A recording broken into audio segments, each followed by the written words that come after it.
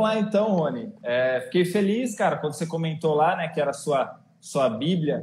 E não sei se você viu as outras lives, né? Eu estou indo para a minha terceira aqui. A primeira semana eu comentei sobre um livro que eu tenho bastante autoridade, assim, bem a minha área. Mas na semana passada e essa semana eram livros novidades, assim, de assuntos que eu estou começando a estudar agora. Então eu costumo fazer mais um resumo do livro do que propriamente ficar comentando e fazendo as minhas observações. E hoje eu quero aproveitar, né, que você, enfim, é dessa área aí, né, entende muito mais do que eu disse. Então eu quero aproveitar aí o seu conhecimento para passar para o pessoal aqui, enfim, mais ainda do que só um resumo do livro, tá?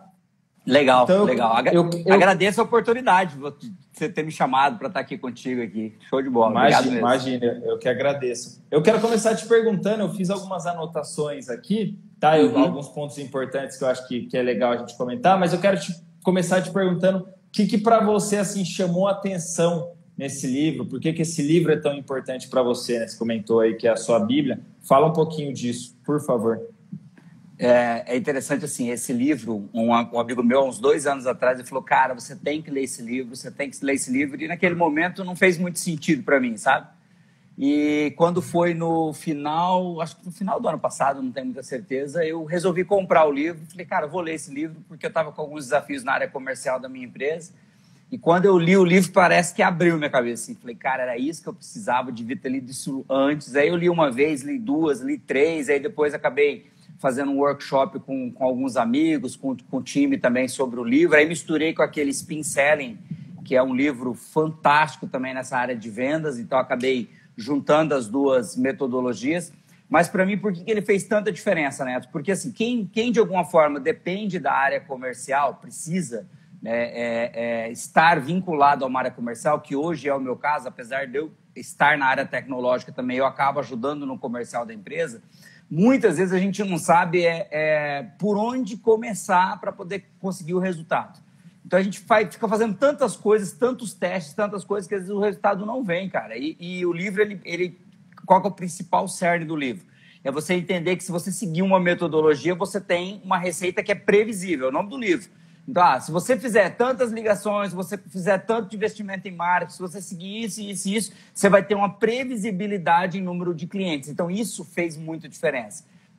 A gente ainda está num processo de implantação, não fez 1 ano que a gente implantou ele na empresa, não é 100% da metodologia, porque algumas coisas não fazem muito sentido na nossa realidade ali da empresa, mas aquilo que a gente conseguiu implantar, Neto, fez muita diferença para nós, sabe? Então, assim, por isso que eu falo assim, ainda brinquei aquele dia, eu falei, cara, é uma Bíblia, por quê? Porque é um dos livros que praticamente virou livro de cabeceira lá da empresa, da área comercial. Ele e o Spin Selling são livros assim, que a gente não larga mais na área comercial. E sempre que eu posso, eu estou revisitando, estou dando uma relida, ou pelo menos lendo aquele resumo, até te mandei um resuminho, estou lendo aquele resumo, porque aquilo ali vai refrescando ali a ideia, né, do livro. Show. Para mim, o que ficou na minha cabeça enquanto eu li o livro foi a parte de tornar áreas especialistas, né? Isso ficou muito forte para mim, porque eu trabalhei 3 anos numa empresa multinacional e eu trabalhei na área comercial e eu lembro que lá eu tinha várias funções dentro dessa área comercial. Então, eu não era focado só em vender, né? Eu tinha que, então, atender, eu tinha que vender, quer dizer, eu tinha que prospectar, eu tinha que vender, eu tinha que atender o cliente depois, então resolver os problemas. Então, eu tinha várias funções, né, dentro da área comercial. E na minha cabeça ali, eu falava, poxa, não faz sentido eu ter tantas atribuições quando eu poderia ser focado em uma área e outras pessoas serem focadas em outras áreas para entregar mais resultado. Então, ele já começa meio que de encontro com o que eu acreditava, né? Quando ele fala ali em transformar, né, em fazer e montar áreas, digamos assim, áreas especialistas para cada uma das funções. Ele contesta bastante ali o modelo antigo, digamos assim, né, de prospecção. Ele bate bastante naquilo que é o cold call, né, que ele fala o tempo todo. Eu até fiz uma anotaçãozinha aqui, como se fosse uma relação do modelo antigo para o modelo novo. Eu vou falar e aí eu quero debater com você em cima disso. Legal. Ele fala que o modelo antigo, né, ele até chama de Cold Call 1.0 e Cold Call 2.0. E aí no 1.0 ele fala o seguinte: todos fazem prospecções, eles mensuram as atividades, então ele dá o exemplo lá, né, o número de ligações, e ele fala técnica de vendas manipuladas. E aí no Cold Call no 2.0 ele fala: equipe de prospecção especializada, que foi o que mais me chamou a atenção, mensurar os resultados. Então, ele dá o exemplo, ao invés de mensurar a quantidade de ligações, sei lá, o quanto de reunião que você fez, né, o quanto de, sei lá, de coisas mais específicas e que geram resultado. E, por último, técnicas de vendas autênticas e íntegras. Então, eu queria que você comentasse também um pouquinho sobre isso, sobre essa diferença, né, do modelo antigo, essa parte de especialização, para o que ele fala no livro, que deve ser mais ou menos o caminho que as empresas devem traçar nessa área. Eu falo assim que esse ponto também foi um que chamou muita atenção quando eu li, porque assim, Neto, eu tenho uma área comercial lá na empresa de software e eu estive vinculado a uma outra empresa de treinamentos por 5 anos e nós tivemos uma área comercial bem grande, sabe? E muitas vezes a gente está pedindo pro vendedor, eu vou colocar um aspas aqui, o vendedor fazer tudo. E tem coisa que ele odeia fazer. E ele odeia, tem coisa que ele não gosta de fazer. E você fica forçando ele a entregar alguns números daquelas coisas que ele não gosta de fazer e o resultado não aparece. E o livro fala muito da quantidade de ligações. Cara, eu fiz esse teste dentro da minha empresa durante muito tempo, que era ligar. Eu mensurava o número de ligações, 100 ligações, 200, 300, 1.000. A gente tinha um banco de dados de quase 5.000 empresas, a gente ligava para aquelas empresas freneticamente e o resultado não aparecia. Aí, quando a gente resolveu tentar fazer um teste presencial para um software que era mais para empresas menores, que tinha sentido a gente fazer uma visita presencial aqui na cidade, também era muito desgastante para o vendedor, porque ele batia de porta em porta e não via resultado. E eu odiava fazer isso também, ele não gostava. Agora, quando ele falava assim, cara, na hora que eu consigo que o cliente fala, me apresenta o produto, na hora que eu vou apresentar e fechar, aí é comigo. E aí tem um amigo meu que é de uma área de software que ele fala assim, que o vendedor, ou como o livro chama de closer, ou executivo de contas, ele tem que ser um sniper. É aquele cara que só chega para dar o tiro, entendeu? Ele não pode estar preparando o ambiente, Não, ele tem que chegar e falar assim, já escolhemos o teu ponto, você vai deitar aqui, a tua arma está pronta, você só vai regular a arma e vai dar o tiro final. Quando a gente passou a implementar isso na empresa, Neto, o resultado foi muito diferente. Porque aí, a maior parte do tempo do teu vendedor é fazendo aquilo que ele gosta e sabe fazer. Né? Agora, se eu tiver que fazer ligações, se eu tiver que fazer visitas, se eu tiver uma outra pessoa para fazer isso, talvez um assistente, um pré-vendas, como ele chama no livro, beleza, essa pessoa já é contratada sabendo que ela vai fazer isso. Agora, o teu vendedor, o cara que é especialista, né, isso serve para tudo na vida. Né? A gente tenta fazer tantas coisas ao mesmo tempo e acaba não conseguindo fazer nada. Né? E nessa área comercial isso é muito, muito fundamental. Assim, o livro traz com a maestria esse ponto. Isso que você falou, né, do vendedor, uma hora ele até compara o vendedor como sendo o seu melhor capital. Né? Então ele fala assim, poxa, não faz sentido você investir o seu melhor capital, né, e uma coisa que não vai dar retorno. É como se você estivesse perdendo dinheiro, e o dinheiro, no caso, é o tempo do seu vendedor e o desgaste que ele sofre. Ele fala, poxa, não faz sentido você pegar um cara que é muito bom em fechar e ficar fazendo 100 ligações que ele vai ter, sei lá, um retorno. Então, eu gostei bastante desse negócio. Para mim, ficou muito forte esse negócio de especialista, né, se tornar, tornar áreas especialistas. E aí ele já começa, eu anotei que ele fala assim, 2 dicas para melhorar o processo. E ele dá a primeira, ele fala assim, qualifique as contas antes de ligar. E ele fala uma frase que eu achei fantástica, que é: gaste o tempo necessário para identificar o perfil ideal do cliente para o seu processo. Eu achei muito interessante isso, porque muitas vezes, né, e eu falo por mim mesmo, quando eu comecei o meu negócio, né, porque toda vez que eu estou lendo, eu estou tentando absorver alguma coisa para o meu negócio. Né? Eu não tenho empresa, não tenho equipe de vendas, mas eu fico tentando. Eu lembro que no meu começo, eu ficava muito tentando pegar qualquer cliente. Né? Então, poxa, sei lá, não tinha definido o meu perfil, então eu ficava tentando pegar qualquer tipo de cliente e aquilo me desgastava muito, porque às vezes eu até conseguia, né, um cliente, mas por ele não ser o meu perfil, o resultado era totalmente insatisfatório, aquilo gerava um desgaste, não me dava o resultado esperado e para longo prazo é muito ruim. Então eu gostei muito disso que ele falou, antes de ir atrás do cliente é qualificar, né, o seu cliente. O que você, enfim, tem para comentar disso daí? Cara, o tal do perfil ideal de cliente, você vai encontrar em alguns livros ou alguns autores aqui no Brasil chamando de FIT, daí ele chama de PIC, perfil ideal de cliente, né, na tradução aqui para o português. Cara, isso é fantástico. Por quê? Eu posso trazer 2 experiências aqui, tanto na empresa de treinamentos, que eu estive por 5 anos, quanto na empresa de software. Na empresa de treinamento, a gente falava muito isso para os vendedores. Não perca seu tempo vendendo para quem não tem perfil para comprar o produto.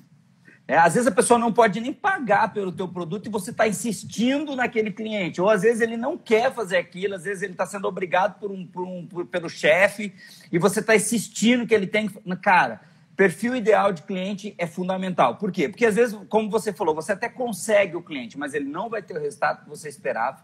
E segundo, às vezes ele vai te trazer prejuízo, né? Eu comento muito isso lá na empresa. Se for preciso você falar não para o cliente, de forma educada, dizer não é o teu momento, vamos deixar para um segundo momento, fale. Porque às vezes aquele cliente que você não teve de coragem de falar não para ele, ou você insistiu mesmo sabendo que ele não tem o perfil, ele vai sair depois e ele vai te deixar um prejuízo. Você vai investir tempo, você vai investir dinheiro, desgaste, ele vai sair se falando mal. Eu penso que isso não serve só para as nossas áreas, serve para qualquer área, Neto. Não adianta você falar assim, quem é teu público-alvo? Meu público-alvo é todo mundo. Isso é uma balela, isso não existe, né? Em nada. E não mesmo existe... que às vezes você tenha o resultado, é um resultado de muito curto prazo, né? Muito curto prazo. E muitas vezes o cliente não vê sentido no produto ou no serviço depois, porque ele não tinha o perfil para isso, sabe? Então, o livro bate muito em cima disso, né? Defina qual é o tamanho do teu cliente, qual o momento que ele está vivendo, ou na empresa, ou no setor que ele está. Então, você, por exemplo, trabalha com essa parte de treinamentos, né? É a tua área hoje. Não adianta você pegar uma pessoa, por exemplo, que acha que sabe tudo de desenvolvimento pessoal. Esses eram aqueles que a gente nem queria em sala, quando eu estava em treinamento. Não, você ia conversar com a pessoa, ela começava a falar muito, que ela era muito fera, que ela tinha treinado muito, que ela sabia tudo. Era aquele que você falava assim, nem põe para dentro, porque ele vai querer dar aula lá depois, ele não vai querer aprender. Ele só vai te dar trabalho. Ao mesmo tempo, aquele que vinha com muita sede ao pote, a gente falava, vamos verificar por que é essa sede ao pote? Será que não é um fogo de palha desnecessário, né, que a pessoa tem? Isso em todas as áreas.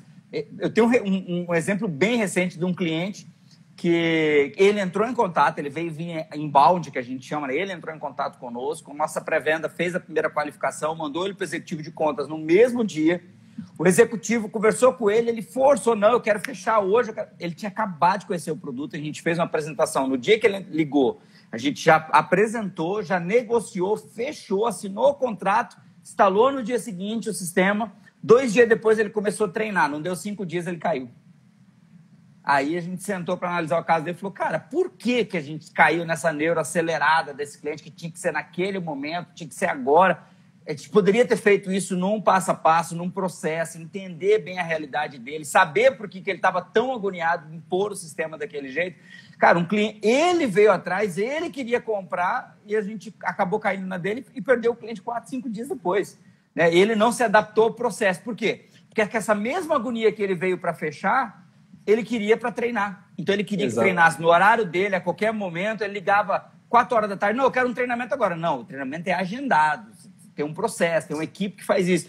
Então, assim, ele deu todos os sinais que a gente precisava na hora da negociação e nós não vimos os sinais. Ou, pelo menos, não, naquele momento a gente não quis ver, sabe? E muitas vezes a gente faz isso, né? A gente não quer ver porque a gente quer pôr o cliente. Todo mundo quer cliente, todo mundo quer faturar mais. De colocar o cliente. E no livro ele fala, né, desse negócio do processo, eu até deixei anotado, em que ele começa o processo, quero que você fale disso, que eu acho que é importante, né, pensando em empresa, assim, mesmo uma empresa que ainda não é tão grande, né, não tem nada, uma estrutura muito macro, mas já uma empresa que tem ali alguns funcionários, já tem uma equipe de venda, eu acho que é legal passar esse processo. E aqui eu anotei, ele divide, né, eu coloquei em 3 divisões, então ele coloca aqui, equipe 1 e equipe 2, sendo uma equipe para realizar a busca ativa de contatos, né, aquela que vai mais atrás mesmo, e a equipe 2, aquela que pega a qualificação, né, vai fazer a qualificação dos leads que chegam para a empresa. Depois ela passa para os fechadores de negócio, né, que são os executivos, né, como você falou ali, os closers. E por último, uma coisa que eu achei que é assim,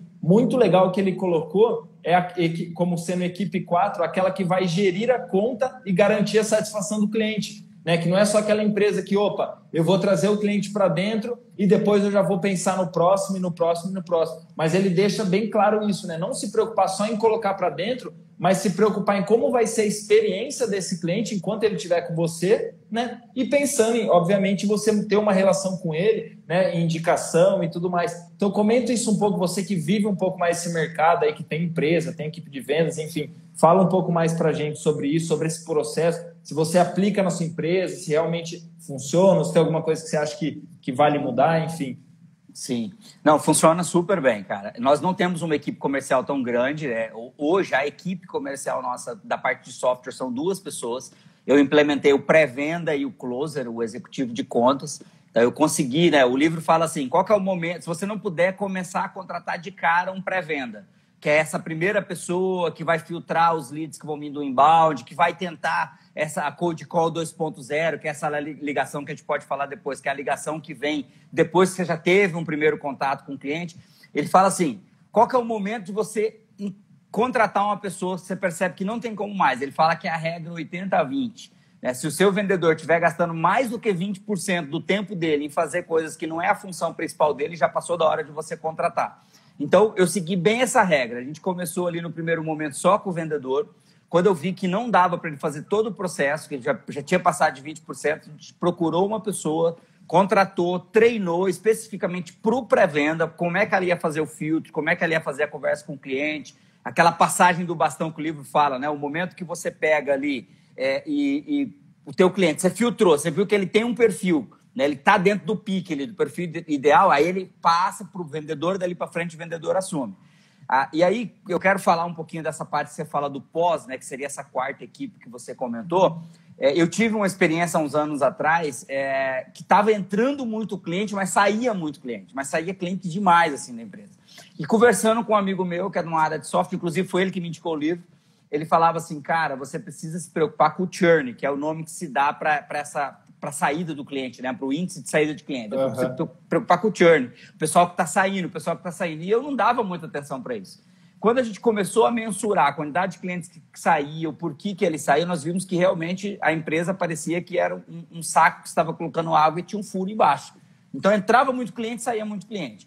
E aí nós começamos a implementar naquele momento, até recomendo um livro muito bom que chama-se Customer Success, que é o sucesso do cliente, que é uma área específica da empresa que vai trabalhar o relacionamento com o cliente e garantir que ele está implantando o seu serviço ou o seu produto da melhor forma.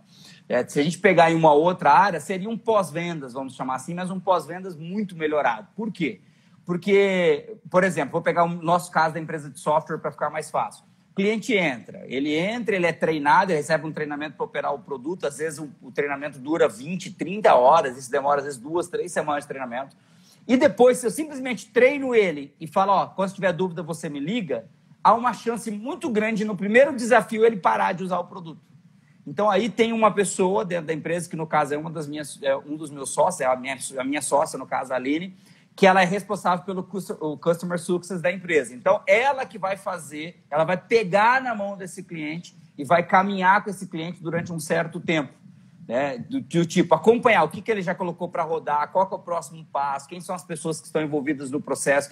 Então, é como se fosse um pós-venda. Como eu tenho um relacionamento com o cliente, né? Uma receita recorrente, ele fica comigo, ele paga por mês, fica anos comigo.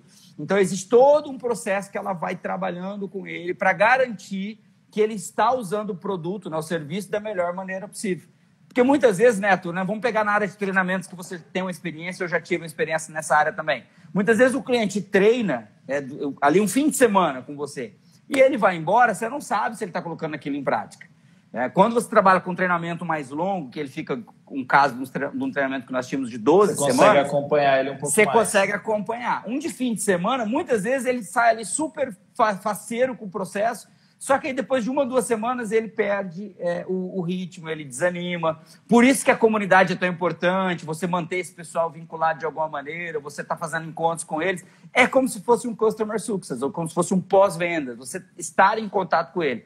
Porque o processo de venda é relacionamento.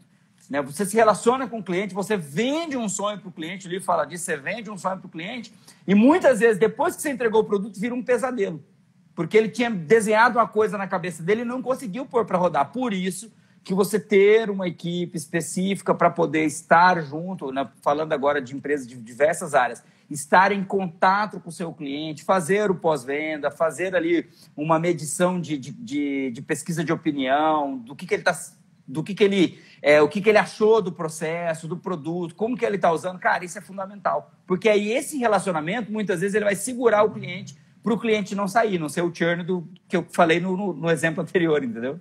E vai muito de encontro com uma coisa que ele fala no livro lá, né? Que às vezes pelo menos na minha cabeça, eu acho que as pessoas às vezes esquecem disso, que é o boca a boca, né? Esse cliente satisfeito, que ele fala até assim, o boca a boca, né? Querendo ou não, é aquele negócio que demora, você tem que ter paciência em construir esse boca a boca, né? Digamos assim, num nível grande, mas a hora que ele acontece, é isso que vai, digamos assim, fazer o seu negócio se perpetuar. Então, eu acho que tem muito a ver com esse negócio da gente conseguir, de fato, né, entregar aquilo que a gente está vendendo para o cliente, aquela oferta que a gente faz, a gente conseguir entregar e fazer com que ele fique satisfeito enquanto ele está com a gente, enfim.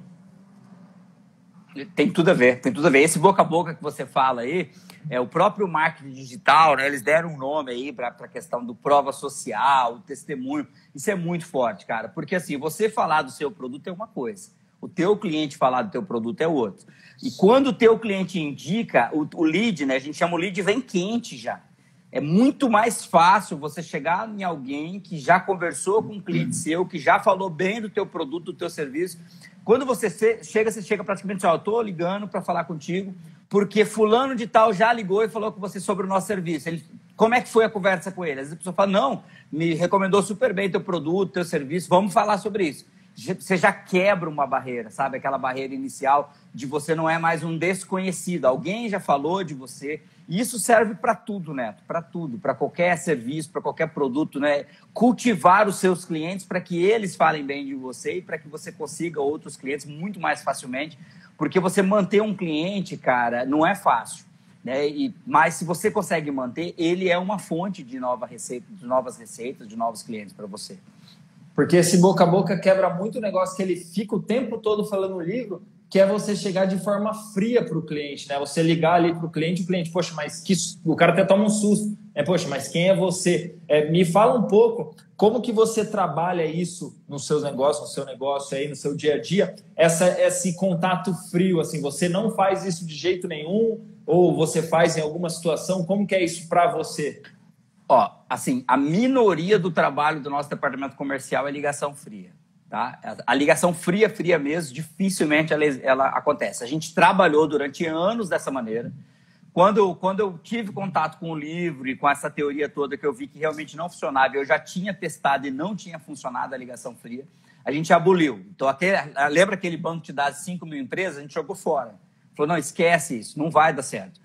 Então, como é que funciona o processo, né? Se você pensar ali a diferença entre a ligação fria 1.0 e a 2.0 que ele fala no livro. Como é que funciona o processo?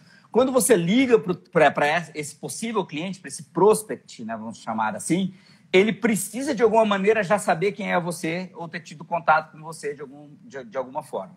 Então, qual que é a técnica que o livro trabalha, que aí serve para vários negócios? Você vai perceber que muita gente hoje está vendendo assim dessa maneira na internet. Ele manda um primeiro e-mail para você, você vai mandar para o teu cliente um primeiro e-mail de forma bem informal, sabe? Bem simples, texto puro. Ele fala assim, ó, texto puro que tem que caber na tela do celular, no cara não precisa nem rolar. Ó, meu nome é Rony. Só te atrapalhar um pouquinho, porque isso foi uma surpresa para mim, cara, no livro. Quando ele falou do e-mail, na minha cabeça, né, era uma coisa totalmente ultrapassada. E aí, ao longo do livro, ele vai falando o tempo todo desse e-mail, ele fala bastante disso. Não é aquele e-mail formalzão, comprido, complexo, que a pessoa não quer nem ler, né? Um e-mail curto. Isso, para mim, foi uma surpresa, porque para mim o e-mail era uma coisa morta. E aí eu até peguei essa semana, enquanto eu li o livro, e reparei nas pessoas que mandam, né, os nomes grandes da internet, eles mandam e-mail o tempo todo, cara. O tempo todo. Assim, nós ainda não temos um resultado expressivo com o Cold Call 2.0. Hoje, o nosso resultado, 90% ou mais dele é inbound, ou seja, eu estou investindo em marketing na internet, né, fazendo impulsionamentos. As pessoas vêm até o nosso site, caem no que a gente chama de landing page, que o marketing digital fala muito, que é a página de aterrissagem, quase uma página de captura. E ele fala, eu quero saber mais. Quando ele chega chega o e-mail dele, ó, quero saber mais, aí entra o pré-venda em ação, vai ligar, vai falar com ele, vai fazer o filtro, vai ver se ele tem o Pix, se não tem. Mas em relação a esse contato da ligação fria, como que a gente faz? Eu não compro uma lista de 1.000 e-mails e disparo 1.000 e-mails, de forma alguma. Então, o que a gente faz? A gente faz o possível para filtrar os clientes do porte que eu quero, porque senão eu corro o risco, Neto, de mandar lá 1.000 e-mails e 50 pessoas de um porte, a gente atende muito vidraçaria, de um porte de uma vidraçaria muito pequena que não poderia pôr o nosso produto. Então, eu vou perder meu tempo e o cliente também. Então, a gente filtra o possível cliente nas redes sociais ou por alguma lista já especializada. Ó, esse cliente é um cliente que parece ter um porte legal, pode ser que seja um cliente que poderia ser um cliente nosso. E aí a gente descobre quem é a pessoa responsável pela empresa ou o nome dessa pessoa. Aí tem várias técnicas, tem vários cursos que ensinam sobre isso. Hoje o LinkedIn é muito bom para isso. A gente descobre quem é a pessoa, quem é o contato e manda um e-mail já direcionado. Daquele e-mail simples. Olá, Neto, tudo bem? Aqui é o Rony, né? Eu vi que você trabalha com isso, eu gostaria de marcar um horário para falar sobre tal coisa. Ponto. Isso, ele fala desse e-mail, inclusive ele fala assim, ó, se você conseguir, né, pegar uma indicação de dentro da empresa para mandar esse e-mail mencionando o nome da pessoa da empresa, você já aumenta a chance da pessoa te dar uma atenção, porque você já vai com alguma referência ali, né? A gente fazia muito isso, por exemplo, eu ligava, falava com a pré-vendedora ligava, falava com uma secretária, falando assim, ó, quem que é a pessoa responsável por tal coisa aí na empresa? Ah, é fulano. Ah, não, beleza, você tem o e-mail dele? A gente pediu o e-mail da pessoa e mandava o e-mail direcionado, olha, eu peguei teu contato com fulano, com a secretária. Exato. Né, a respeito de tal coisa. Qual que seria um bom horário para a gente falar sobre isso? Então, Neto, aquela ligação assim, eu sou o Rony da Envis, queria saber se você tem um minutinho para a gente falar sobre isso. Não. Porque, cara, o pessoal está fazendo isso toda hora. Eu, por exemplo, já tive problemas de não atender uma ligação, e era uma ligação que tinha a respeito de uma questão jurídica, eu não atendi porque o prefixo era de fora. Eu não atendo mais, cara. A gente não dá conta mais. É o dia inteiro alguém te ligando. Essa é a famosa ligação fria. Agora, quando chega um e-mail, eu percebo que aquilo faz sentido para mim e eu respondo, a pessoa fala, eu vou te ligar, meu DDD é tal, eu vou te ligar, vou te mandar um WhatsApp antes. É muito diferente. A pessoa já está esperando a sua ligação. Então, essa ligação fria, vou fazer uma ligação para tentar encontrar alguém que quer meu produto, é perda de tempo, porque está todo mundo fazendo isso. Telemarketing faz isso e ninguém gosta disso, cara. Todo mundo odeia receber ligação do telemarketing. Me desculpem quem trabalha no telemarketing está ouvindo isso, mas ninguém gosta, cara. Ninguém gosta de E por mais, às vezes, que você consiga o contato, que a pessoa te dê uma atenção, ela já começa com aquele pé meio que atrás, né? Puxa vida. Exatamente. Então, para mim isso foi uma quebra muito boa. Você falou de leads aí, né, que na sua empresa vocês usam. Ele faz a divisão ali no livro de 3 leads, né, 3 formas de leads, que ele chama de alvo, rede e semente. Semente. E semente aqui eu coloquei como sendo boca a boca, relações públicas. O rede, aqueles programas de marketing que ele dá até, faz uma analogia, né? Você joga a rede no mar para ver se vem alguma coisa ali. E aí o alvo é aquele vendas outbound, né, e vendas direcionadas. Vocês fazem essa distinção aí de lead? Você que já está trabalhando com esse negócio de lead ou não? É uma coisa só? Como vocês estão usando isso aí? O que você acha que vale a pena? Quando o lead chega, ele é classificado. Então, aí tem um ponto bem importante, porque o livro, né, ele foi escrito pelo Aaron Ross, que trabalhava na Salesforce. A Salesforce é uma empresa que desenvolve o maior software de CRM. Eu penso que ainda é o maior do mundo. Então, a gente tem um CRM interno, a gente usa um outro aqui, que é brasileiro, muito bom, por sinal. Quando o lead chega, nós classificamos a origem do lead. Não necessariamente dessa maneira, como alvo, semente e rede, mas a gente classifica por quê, né?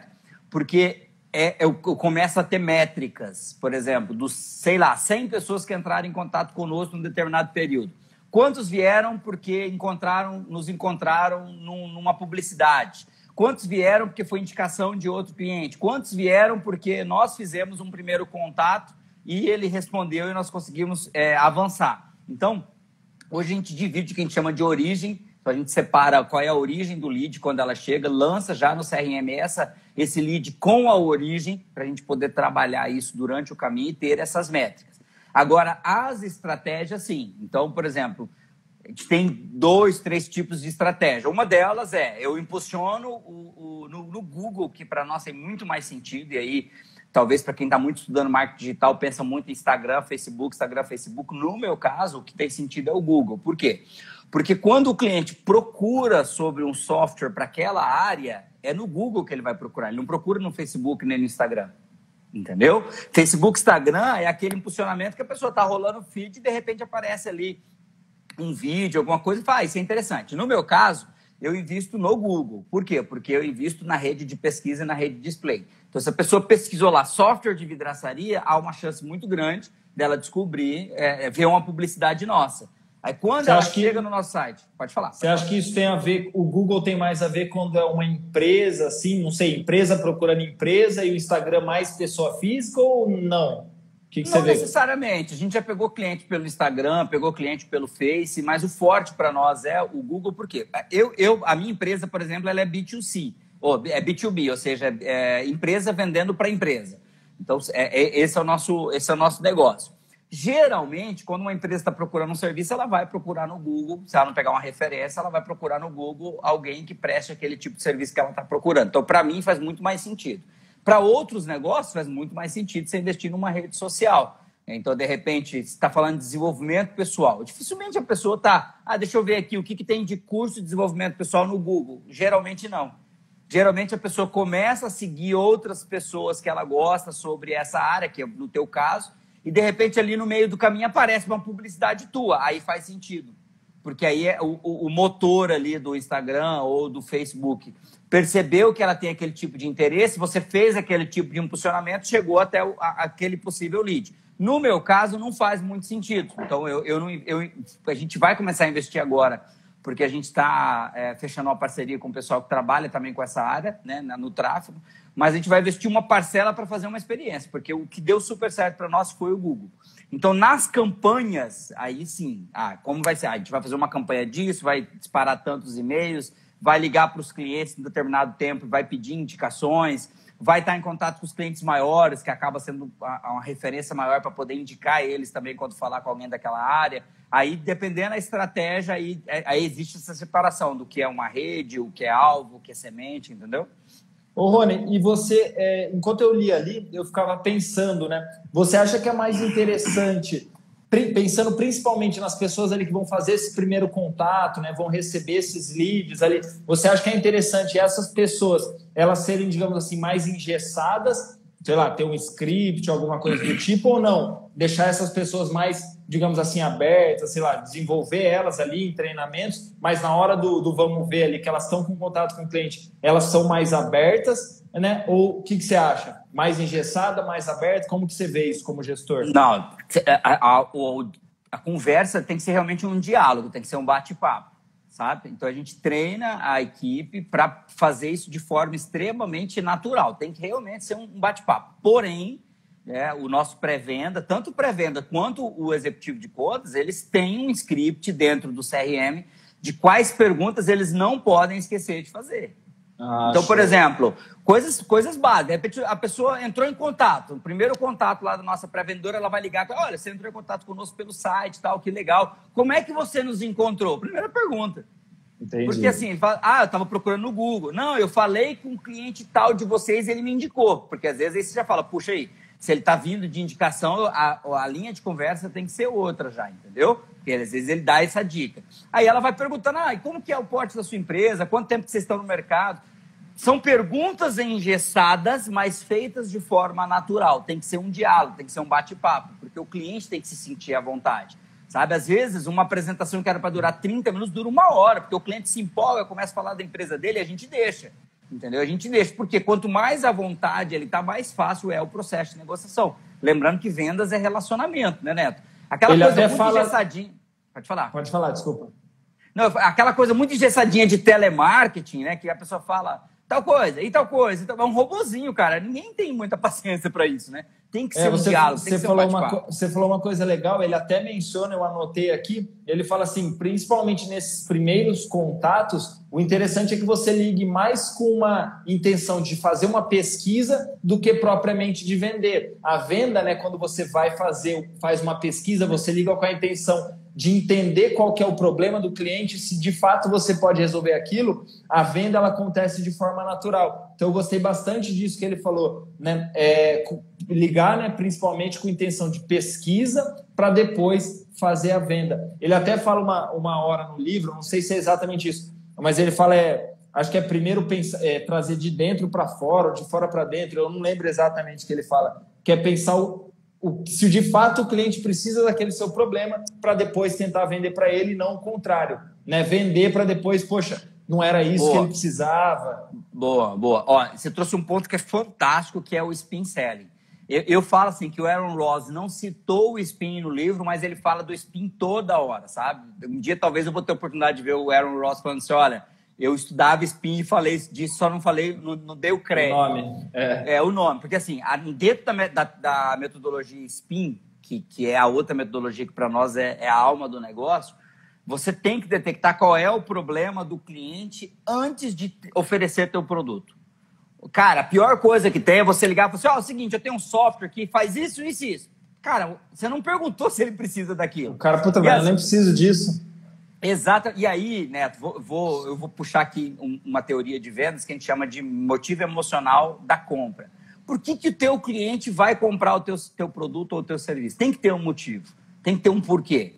E eu preciso descobrir esse porquê. Então, a nossa equipe de vendas, né, tanto na época do treinamento quanto a de software, a gente sempre trabalha assim, por que esse cliente seria um cliente nosso? Por que ele compraria nosso produto? Por que ele nos ligou? Então, esse porquê precisa existir, Neto. Porque no momento que eu detecto o porquê que ele está entrando em contato contigo ou o porquê que ele compraria o seu serviço, você vai vender aquilo para ele. Você não precisa vender mais nada, né? Você não precisa vender mais nada. Por exemplo, você imaginar um software de gestão como o nosso, cara, tem dezenas de módulos e centenas de relatórios. Cara, eu não tenho como apresentar o produto inteiro para o cliente. Aí o cliente fala, na conversa, de forma super informal, o cliente fala assim, cara, o meu calcanhar de Aquiles aqui é estoque. Pronto, acabou. Ele falou a palavrinha-chave. Tanto a pré-vendedora quanto o vendedor já estão treinados. Falam assim, então agora eu vou falar com ele de estoque. Porque não adianta falar de nota eletrônica, de venda, de comissão, ele quer resolver o problema dele de estoque. Não que você não vai falar das outras coisas, mas naquele momento, se você falar outras coisas, você só vai atrapalhar a venda. Então, vamos vender estoque. Não, então, o que o meu produto faz em relação a estoque, entendeu? Isso é fantástico, é um motivo emocional pelo qual o cliente compra, né?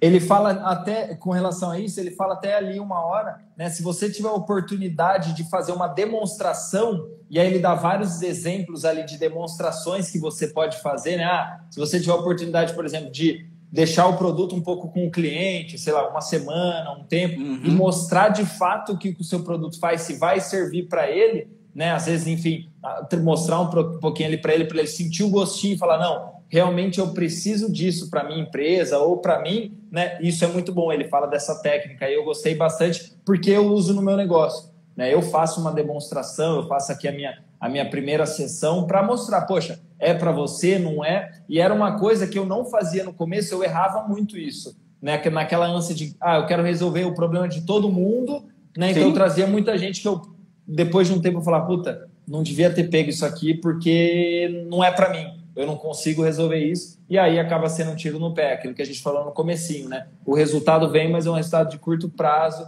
e aí acaba não valendo a pena. Ou às vezes nem vem o resultado, porque o cliente não tinha aquele perfil, aí é um tiro no pé total. Quando você perguntou da questão de como a gente prepara para fazer esse diálogo do pré-vendedor ao vendedor, tem uma metodologia, aí ficou uma dica para todo mundo que está formando equipe de vendas ou qualquer outra equipe que existe, sabe? Que eu passei quando eu fui preparado para me tornar instrutor e aplicava com a equipe que entrava, que é o que a gente chama de tandem, né? Não sei se o pessoal conhece essa palavrinha, mas tem algumas explicações para ela. Uma delas é aquele salto de paraquedas que vai em 2 pessoas e outra é aquela bicicleta que vai mais de 2 pessoas na mesma bicicleta, que ele é um tandem. Então, o que é o tandem? É você pôr alguém que já sabe fazer junto com alguém que você está preparando e você fazer isso junto durante um tempo. Então, eu vou te dar um exemplo como que a gente fez com a pré-vendedora nossa que entrou agora, tem 4 meses. Então, ela entrou, passou por todo um processo de onboard, treinamento, estudou, leu o livro, se preparou, fez treinamento e tal, mas ela não atendia nenhum cliente. Antes dela atender o cliente, o que a gente fez? Colocou ela junto com o vendedor. E aí colocava ela com fone auxiliar ali no headset e ela só acompanhava o vendedor fazendo. E ela foi acompanhando. E ele terminava e falou assim, olha, você viu que eu falei isso por causa disso? Você percebeu que o cliente perguntou isso, eu dei essa resposta? Então ela foi sendo treinada. Quando ela começou a fazer, a gente não colocou o processo inteiro. Hoje você só vai ligar, perguntar quem é a pessoa. Aí fazia isso com ela e a gente ouvia a ligação. Hoje você vai fazer isso, isso e isso. Aí o vendedor começa a falar, ó, faltou isso, faltou aquilo. Então, o que acontece muitas vezes, Neto? Eu tenho muitos amigos que estão, assim, na verdade, todo mundo que tem empresa está precisando de vendedor. Se você conversar com 10 empresários, 10 vão dizer assim, você conhece algum vendedor para me indicar? Porque, cara, todo mundo precisa de vendedor o tempo todo, é uma mão de obra escassa, porque quem é bom está desempregado. Você tem que acabar tirando, muitas vezes, de outro lugar. Uhum. Então, muitas vezes a pessoa pega um vendedor novo, coloca na empresa e fala assim, esse aqui é o produto, esse aqui é o serviço, se vira. E ele não dá resultado. Ele não dá resultado. Aí e a culpa não é nem dele, né? Não é dele. Aí fica aquele robozinho que estuda todas as características do produto, aí ele vai te vender igual ele vai vender o carro. Esse carro aqui tem airbag, esse carro tem não sei o quê, esse carro tem na cor tal, mas peraí, eu não perguntei nada disso. Né? A pergunta muitas vezes, pro carro, por que você decidiu nesse momento estar procurando um carro? O que você busca num carro? Cara, o vendedor que é treinado, ele não vai ficar falando de característica do produto, é perda de tempo. Né? O próprio livro do Spin fala muito isso. Então, quando você treina a pessoa e o processo é suave, ela vai se encaixando e vai entendendo, a chance de você ter que demitir essa pessoa é muito pequena, porque ela vai entrar no processo, ela vai te dar resultado em algum momento. E o livro fala, não sei se você lembra, mas o livro fala que esperar resultado com menos de 6 meses é loucura para uma equipe dessa, que ele fala. É no mínimo 6 meses. Qual que é o nome desse processo? É Thunder que você falou? Tandem. T-A-N-D-E-M, se eu não me engano. Muito legal. Eu gostei do exemplo que você deu do paraquedas da bicicleta. Eu já tinha ouvido, não sei se é a mesma coisa, aquelas empresas que fazem aquele programa de buddy, né? Como se fosse o apadrinhamento, que eles chamam, né? Que a pessoa, quando entra, ela recebe um padrinho ali para ficar um tempo com ela treinando, que é muito mais aprendendo na prática ali. Então, eu gostei bastante desse exemplo. Nunca tinha ouvido falar dessa forma. Show. Cara, eu vi, por exemplo, recentemente uma empresa de treinamentos aí que estava recrutando um pessoal para trabalhar com eles.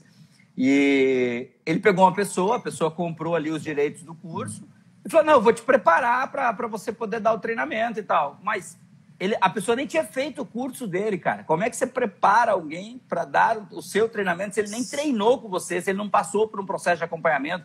E aí eu gosto muito de fazer analogia, por exemplo, com a área médica.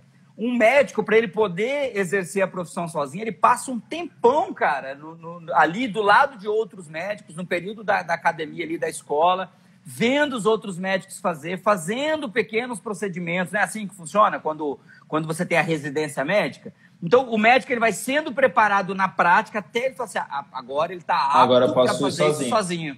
Entendeu? Exatamente. E aí, equipe comercial é isso. Eu, por exemplo, eu nunca curti muito a área comercial, nunca foi minha área, eu sempre fui mais administrativo, mais técnico, mas quando eu decidi que eu iria montar uma equipe comercial para valer, para a gente poder resolver o nosso problema lá na empresa, eu falei, cara, eu vou ter que entrar na área, não vai ter jeito, eu vou ter que aprender a vender. Eu vou ter que aprender a fazer isso para depois ensinar, porque senão é loucura. Você tem muita gente aí contratando vendedor que não sabe vender. A pessoa não sabe vender, como é que ela treina o vendedor? Então, quando você tem a metodologia, você ter alguém que vai ensinando gradativamente, sem esperar esse resultado muito rápido, é fantástico. O problema é que os empresários querem resultado muito rápido, cara. E aí, com um mês, ele já está mandando o vendedor embora porque não deu o resultado. Exato. A Camila aí, ela falou aqui muitos anos. Ela é médica, ela está passando, acho que ela está finalizando esse processo, então ela sabe bastante. A importância de ter alguém treinando, de estar aprendendo, se aprimorando para um dia fazer isso na prática. Ô, Rony, no livro ali, mais para o final, ele começa a falar também bastante da importância do gestor, né, na participação do gestor nessa parte comercial e tudo mais. Você, como gestor aí da sua equipe, da sua empresa, qual que você vê? Eu elenquei aqui ele coloca 6 responsabilidades do gestor. Então, ele fala, escolher as pessoas cuidadosamente, estabelecer as expectativas e a visão, né? Remover os obstáculos, inspirar o pessoal, trabalhar para o seu pessoal. Achei bem legal essa visão dele, trabalhar para o seu pessoal e melhorar da próxima vez. Como que você, como gestor aí, vê, né, a importância do gestor especificamente para a equipe de comercial, né? Qual que você vê que é a importância, a função, digamos assim, de um gestor ali, mesmo sendo o gestor direto, né, ou o gestor um pouco mais distante ali, como que você vê o gestor nessa parte? Ô, Neto, é fundamental. Até entrou agora o Danilo, um abraço, Danilo, de Minas Gerais, é um instrutor lá de Minas Gerais, também é franqueado da empresa que eu trabalhava. E eu quero usar esse exemplo do gestor com o Wesley. Não sei se o Wesley está ainda aí, ele estava conosco agora há pouco. O Weasley, ele foi meu sócio no Mastermind, é meu sócio em outros negócios, e o Weasley era o gestor da área comercial dos treinamentos. Cara, muitas vezes, né, a gente quer contratar o vendedor, colocar ele para rodar no mercado e esquecer e esperar só os resultados. Só que a gente esquece que por trás daquele vendedor tem um ser humano que tem problema, que tem dia que ele não está bem, que tem dia que ele não consegue ver uma luz no fim do túnel, ele tenta, o resultado não vem, ele não tem com quem falar. Então, o gestor, ele tem que ser quase que um terapeuta dos vendedores, sabe? Ele tem que estar em contato com os vendedores, ele tem que estar conversando, trocando ideia. O remover obstáculos, que fala muito nesse livro sobre remover obstáculos. Você começa a perguntar, cara, aonde é que está o problema que você percebe? Aonde você acredita que o processo está travando? Então, por exemplo, a gente tinha muito aquela coisa assim, se eu precisar fazer uma proposta diferente, eu preciso mandar para o meu gestor. Cara, eu comecei a dar liberdade. Eu falava assim, olha, vai até aqui. Se passar disso, você perceber que sai da tua ossada totalmente, você entra em contato comigo, senão eu vou te dar carta branca. O máximo que vai acontecer é você fechar um negócio, eu sentar com você e falar assim, olha, eu teria fechado por um valor diferente. É isso, mas eu não vou desfazer o negócio que você fez, eu não vou fazer você voltar atrás, mas no próximo a gente vai corrigir. E muitas vezes, Neto, o gestor, ele só quer resultado, ele não quer acompanhar, ele não quer ver os números, ele não quer saber o que está acontecendo, ele só quer resultado, ele quer resultado. Isso não é um gestor. O gestor, ele precisa estar em contato com a equipe. Por que eu citei o Weasley? Cara, o Weasley era o paizão da equipe. Chegou a ter 8 vendedores na praça vendendo treinamento. Ele era o paizão da equipe, ele estava em contato com todo mundo toda hora, e conversava, e fazia café, e marcava o horário, e entendeu o problema de cada um, ia ver os números. E, cara, isso sempre deu muito certo. Hoje lá, como a minha empresa é pequena, a equipe é pequena, eu estou em contato com eles o tempo todo, porque a gente está se vendo toda hora ali, está indo para o café, a gente tromba com o outro ali, entendeu? E já pergunta como é que foi, como é que tá. Ele falou, estou com uma situação dessa, eu peguei um cliente assim, que me deu essa situação que eu não sei como resolver. O gestor, ele tem que fazer parte da vida do vendedor. Lá na empresa, a gente tem muito esse processo de preparar as pessoas para avançarem. Então, por exemplo, eu quero preparar o meu vendedor para ser um futuro gestor. Se ele tiver perfil, perfeito, cara. Então, a gente vai preparar ele para isso. Mas hoje é você estar ali fechando o número, verificando quais são os desafios, removendo os obstáculos, trazendo novas ferramentas, novas soluções. Quando a gente plantou o CRM, Neto, eu nem imaginava que ia fazer tanta diferença, cara. Mas faz muita diferença. Porque você tem os números na tela ali, sabe? O vendedor não se perde, cara. A pior coisa que tem, vamos falar o seguinte, o vendedor... É muito raro você encontrar um vendedor que ele é bom como vendedor e bom como administrador da área. Cara, ele tem um desafio tremendo com a agenda, com controle de números, saber para que ele já ligou. Se você não dá uma ferramenta para esse teu vendedor, cara, ele se perde. Se perde e não vai ter resultado. Então, hoje, por exemplo, eu tenho a ferramenta e a pré-vendedora junto. Então, até a agenda dele, ela cuida, entendeu? Porque, às vezes, ele perdia a agenda, ele se perdia no processo. Ela falou, temos uma apresentação daqui tanto tempo, tem que organizar tal coisa, já vou ligar para o cliente, já vou confirmar. Então, isso faz muita diferença. Eu falo que esse é o papel do gestor, é ele liberando, sabe, os caminhos para que o vendedor possa ir de forma livre. Essa palavra, para mim, fica muito claro, né, que o papel do gestor, principalmente nessa parte de comercial do vendedor, é justamente isso que você falou agora. É liberar o cara para ele executar o trabalho dele da forma, digamos assim, mais tranquila e focada naquilo que ele precisa fazer. Ele tem que ser um sniper. Exatamente. É o que você começou falando. Ele tem que estar muito livre para... eu sei que o administrativo, as outras coisas, elas estão rodando. Eu preciso executar o meu trabalho aqui. Eu preciso estar focado em fazer o meu trabalho, que é onde ele é bom. É onde o talento dele vai ser, digamos assim, explorado ao máximo. Então, eu vejo o gestor muito nessa participação assim, de liberar, né? Então, adquirindo informações, tirando os obstáculos da frente. O que você está precisando? O que a gente pode te ajudar? É ferramenta? É isso, é aquilo? Deixando a pessoa livre para, de fato, fazer o que ela precisa fazer. Exatamente. Show. Rony, e aí ele falou, né, de uma coisa, quando a gente fala de comercial, vendedor, está muito atribuído a dinheiro. O cara vende ali, comissão, enfim. E aí ele falou uma coisa, né, quando ele fala dos erros, ele elenca lá os 7 erros, uma coisa que me chamou bastante atenção. Ele fala o seguinte, ele fala sobre incentivos, né, a forma de incentivar os talentos. E aí ele fala 2 coisas, promover as pessoas erradas e usar o dinheiro como principal ou único elemento de motivação. Como que você vê essas coisas assim e trazendo um pouco mais para esse lado da motivação e principalmente do dinheiro como motivação, né? Eu vejo que muitas vezes agora que estou indo para esses treinamentos em empresa e tudo mais, eu vejo que muitas vezes o gestor, ele está com essa cabeça de, o que motiva o meu funcionário é o dinheiro, o que motiva o meu funcionário é o dinheiro. Então, ele está sempre pensando em beneficiar, né, dar uma bonificação em dinheiro, e eu vejo que isso muitas vezes acaba não funcionando. Como que você enxerga isso? Em relação a dinheiro, se existe uma área para se ganhar dinheiro, é a área comercial, não existe outra igual. Quem trabalha com isso sabe. A melhor área para você ganhar dinheiro é o comercial, é ser vendedor ou estar ligado a uma área comercial. Agora, em relação à motivação, tem tudo a ver com o que você falou, porque assim, Neto, tem um livro chamado Motivação 3.0, que vale muito a pena, se não me engano é do Pink, do Daniel Pink, que ele vai trazer que assim, as pessoas... Teve um momento, por exemplo, na Motivação 2.0, que as pessoas se motivavam só por dinheiro. Hoje em dia, eu que estou na área de tecnologia, eu acompanho muitas notícias de tecnologia, hoje em dia... Não é só salário que segura os melhores talentos nas empresas. Não é só motivação financeira. Por exemplo, se fosse só salário, Google e Facebook não estavam procurando gente toda hora. Entendeu? Por quê? Às vezes o cara sai da Google, do Facebook, para trabalhar numa startup muito menor, ganhando menos. Mas por quê? Porque ele acredita que ele vai fazer parte do processo de uma forma diferente, ele vai fazer uma história. Então, é muito legal quando a gente fala da questão do dinheiro. Dinheiro é super importante. O vendedor tem que ser bem remunerado, ele tem que ter um bom salário, ele tem que ter uma boa comissão, mas não é só dinheiro que motiva, sabe? O Weasley, que eu citei agora há pouco, ele fala assim, às vezes, uma fungada que você dá perto do teu vendedor ali, você desanima ele pro resto da semana. O jeito que você olha para ele, você estraga o dia dele.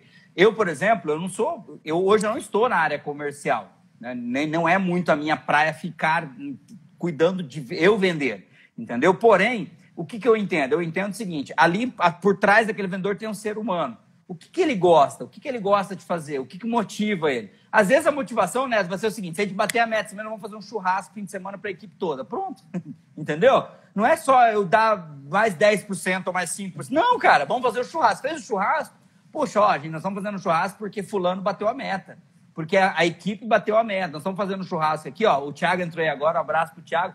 O Thiago sabe disso, a gente vivia fazendo churrasco na época dos treinamentos, por quê? Vamos comemorar, cara, a comemoração é muito importante. E aí eu tenho uma política lá na empresa, que a gente chama de bônus, eu não dou o bônus em dinheiro. A comissão, ok, é um direito do vendedor, a gente paga em dinheiro. Bônus eu não dou em dinheiro.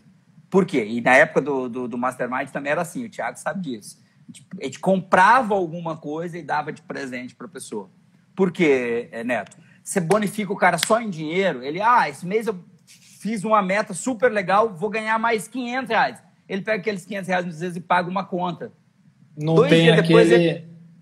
Ele já esqueceu, 2 dias depois, né? Ele nem lembra mais que ele foi bonificado em R$500. Agora, se você compra ali alguma coisa que ele queria, você dá um presente para ele, legal, ou que você pague um almoço, um cinema, poxa, eu tô aqui nesse cinema agora, porque eu bati a meta esse mês, os caras me bonificaram. Eu tô usando esse relógio novo aqui agora, porque eu bati a meta, os caras me deram esse relógio. Toda vez que ele olhar para esse relógio, ele vai lembrar. Vira uma âncora mental, né? A você ter uma conquista concretizada de alguma maneira. É uma âncora mental. Então, às vezes, o mesmo valor que você daria em dinheiro, que não vai fazer diferença muitas vezes para ele, se você compra alguma coisa para ele sempre lembrar daquilo, vai ser muito mais vantajoso, vai trazer muito mais gás para ele continuar do que você bonificar só em dinheiro. Então, não é só o dinheiro que vai fazer diferença. Mas lembrando que vendedor tem que ser bem pago. E vendedor precisa ter uma boa comissão, tem que ter um bom salário, porque o vendedor que ele trabalha desmotivado financeiramente também, não vai trazer resultado. Não adianta. Não tem jeito. Animal isso que você falou. Olha o Thiago aí, tô com uma Apple Watch até hoje. O Thiagão ganhou um Apple Watch, verdade. Show. Ô, Rony, abraço, uma coisa também que eu achei interessante no final do livro, né, aí ele fala bastante, né, dos leads e tudo mais, de usar tecnologia, enfim, captação, marketing, mas no final ele faz um comentário que eu achei legal, que é o seguinte, para as pessoas, pro cara que está ali trabalhando com a venda, para ele não se apegar, né, não achar que é a rede que vai fazer a venda dele. Como que você vê, né, essa, digamos assim, não sei se posso chamar de contramão, mas como que você vê daqui para frente, né, o cargo de vendedor mesmo, esse cargo de vendedor, com a tecnologia no sentido de leads? Você acha que essas pessoas, elas estão ficando, digamos assim, mais acomodadas em técnicas de venda, em se preparar, né, para o que está vindo? Porque às vezes, sei lá, o lead cai na minha mão ali, eu só preciso botar para dentro, Você acha que eles estão ficando mais preparados? Como que você vê? Ou não? O lead vem, né? Vem o cliente, mas você tem que estar preparado, as técnicas de vendas, enfim. Como que você vê a junção, né, da tecnologia, digamos assim, essa facilitação, mas ao mesmo tempo a preparação do vendedor? Eu penso que as coisas, elas não se anulam, tá, Neto? Você precisa ter um investimento, não tem como ser diferente, você tem que ter um investimento para você trazer cliente, para você trazer lead, que senão você desgasta demais a tua equipe também. Então, você precisa fazer esse investimento e você também precisa treinar a sua equipe o tempo todo. Você tem que estar em contato com eles o tempo todo, tem que estar treinando, tem que estar trazendo novidade. Eu sempre que eu tenho a oportunidade de fazer o workshop, eu levo a equipe junto. Falo, vamos junto, eu vou falar sobre tal coisa hoje, vamos junto. Por quê? Porque você vai dando ali uma motivação a mais. Alguns vendedores acabam ficando mal acostumados, aí vira tirador de pedido. Aí é que nem vender refrigerante, é que nem vender Coca-Cola. Você não tem vendedor de Coca-Cola, você tem tirador de pedido, com todo respeito. Por quê? Você chega no mercado, você não precisa dizer que a Coca-Cola é boa, que ela vende bem. Você pergunta quantas você quer esse mês e você tira o pedido. Entendeu? Você tem todo um trabalho por trás, mas a venda mesmo é muito difícil você ter que fazer, porque o produto já se vende. Então você não pode ter vendedores tirador de pedido. É muito legal se a tua empresa tiver ali um fluxo de leads que ele só vai tirando pedido, mas se ele não filtrar certo, vai dar problema depois. Se ele não entender a necessidade do cliente, vai dar problema depois. Se o cliente não entender o produto, vai dar problema depois. Então, o treinamento e a preparação da equipe é fundamental. O vendedor que não se capacita, ele fica pelo caminho e ele vai viver vai ser que nem museu, vai viver só de passado, dos resultados que ele tinha no passado. Tem que capacitar, cara. Até porque tá todo mundo vendendo. A internet amplificou demais isso, né? Então, hoje você tem que estar cada vez melhor, porque você tem um monte de concorrente fazendo igual a você no mercado. Show. Rony, para fechar, você comentou do princípio 80-20, eu gosto muito desse princípio, eu usei ele, falei que eu fiquei 3 anos trabalhando numa área comercial. Esse princípio eu falo que me fez bater as minhas metas nesses 3 anos, porque eu usei esse princípio e eu gosto muito dele. E eu sou muito ligado a perguntas, né? Perguntas que fazem a gente pensar. E ele faz, né, com relação a esse princípio, 3 perguntas que eu quero fechar jogando elas para você e como que você enxerga isso. Ele pergunta o seguinte: o que pode ser eliminado, né? Principalmente ali ele fala no seu processo de vendas, no seu processo comercial, na sua área comercial. O que pode ser automatizado, né? Que você não precisa de fato de uma pessoa ali fazendo, você pode automatizar aquilo ali, e o que pode ser terceirizado, que, poxa, não faz sentido, né? Eu não sou especialista, eu não sou bom, não faz sentido eu me desgastar com isso, mas eu posso passar para um terceiro, fazer isso aqui e potencializar, de fato, aquilo que eu sou bom. Quero fechar com você comentando sobre essas 3 perguntas e esse princípio que você comentou lá atrás, né, no começo. Eu penso que tem a ver com o processo de reciclagem, né? Essas 3 perguntas, elas têm que ser feitas sempre. Sempre que você tiver oportunidade, você tem que fazer essas 3 perguntas. Por quê, Neto?